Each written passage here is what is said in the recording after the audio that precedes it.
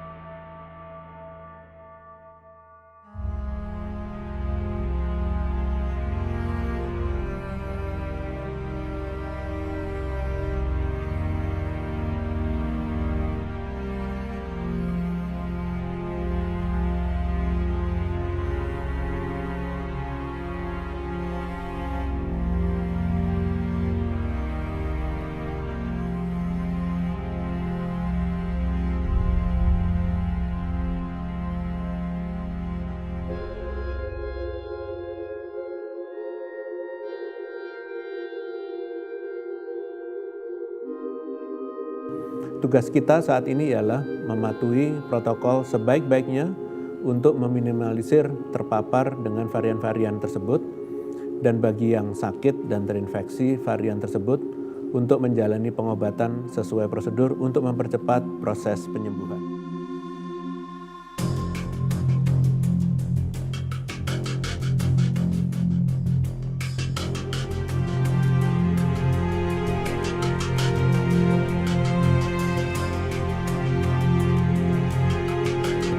Berita paling penting, paling baru hari ini adalah varian Delta sudah hadir di Jawa Barat.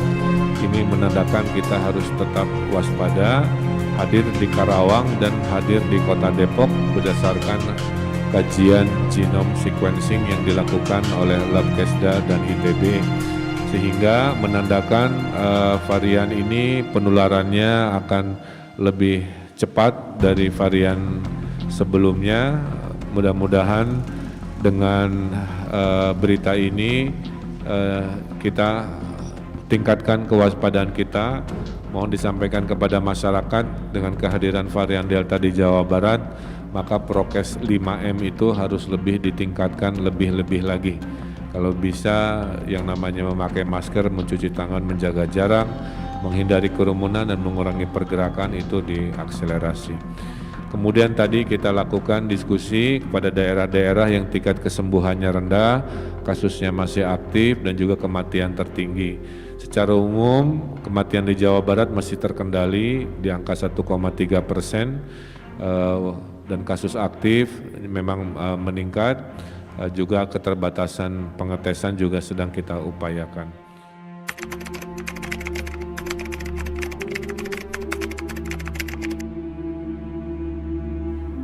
Assalamualaikum warahmatullahi wabarakatuh.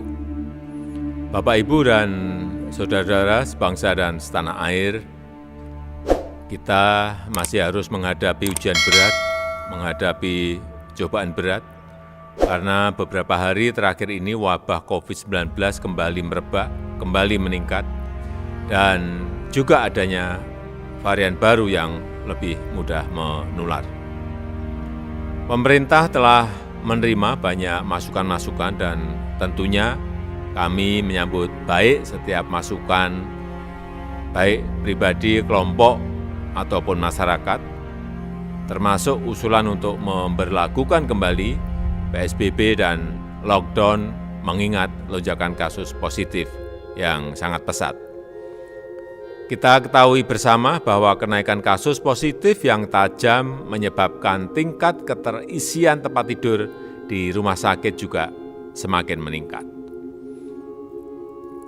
Pemerintah telah mempelajari berbagai opsi penanganan COVID-19 dengan memperhitungkan kondisi ekonomi, kondisi sosial, kondisi politik di negara kita Indonesia, dan juga pengalaman dari negara lain.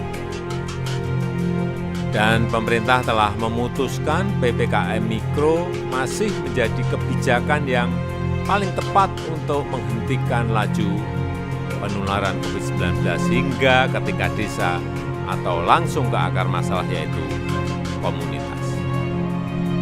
Kenapa pemerintah memutuskan PPKM Mikro? Pemerintah melihat bahwa kebijakan PPKM Mikro masih menjadi kebijakan yang paling tepat untuk konteks saat ini untuk mengendalikan COVID-19 karena bisa berjalan tanpa mematikan ekonomi rakyat. Saya sampaikan bahwa PPKM Mikro dan lockdown memiliki esensi yang sama, yaitu membatasi kegiatan masyarakat. Untuk itu tidak perlu dipertentangkan.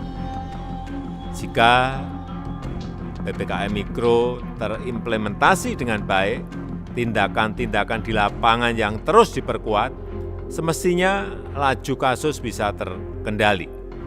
Persoalannya, PPKM Mikro saat ini belum menyeluruh dan masih sporadis di beberapa tempat.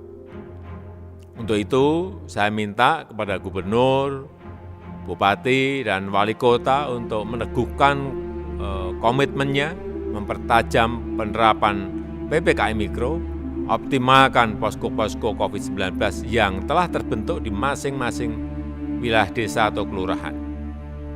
Fungsi utama posko adalah mendorong perubahan perilaku masyarakat agar disiplin 3M, memakai masker, menjaga jarak, mencuci tangan. Kedisiplinan 3M menjadi kunci dan menguatkan pelaksanaan 3T, testing, tracing, treatment, hingga ke tingkat desa. Oleh sebab itu, mari kita semua lebih berdisiplin, disiplin yang kuat dalam menghadapi wabah ini. Wabah ini masalah yang nyata, penyakit ini tidak mengenal ras maupun diskriminasi. Setiap orang, tidak peduli apa asal-usulnya, status ekonominya, agamanya, maupun suku bangsanya, semuanya dapat terkena. Ini penyakit yang tidak melihat siapa kita. Jika kita tidak berhati-hati dan berdisiplin menjaga diri, kita bisa kena. Bapak, Ibu, saudara-saudara yang saya hormati, jika sudah ada kesempatan mendapatkan vaksin, segera ambil. Jangan ada yang menolak. Karena agama apapun tidak ada yang melarang vaksin. Ini demi keselamatan kita. Vaksin merupakan upaya terbaik yang tersedia saat ini. Kita harus mencapai kekebalan komunitas untuk mengatasi pandemi. Maka sebelum itu tercapai, kita harus tetap berdisiplin dan menjaga diri, terutama memakai masker. Dan saya minta satu hal yang sederhana ini, tinggallah di rumah jika tidak ada kebutuhan yang mendesak. Hanya dengan langkah bersama kita bisa menghentikan wabah ini. Semua orang harus berperan serta, semua warga harus ikut berkontribusi. Tanpa kesatuan itu kita tak akan mampu menghentikan penyebaran COVID. Semoga Tuhan Yang Maha Esa memberkahi kita semuanya. Wassalamualaikum warahmatullahi wabarakatuh.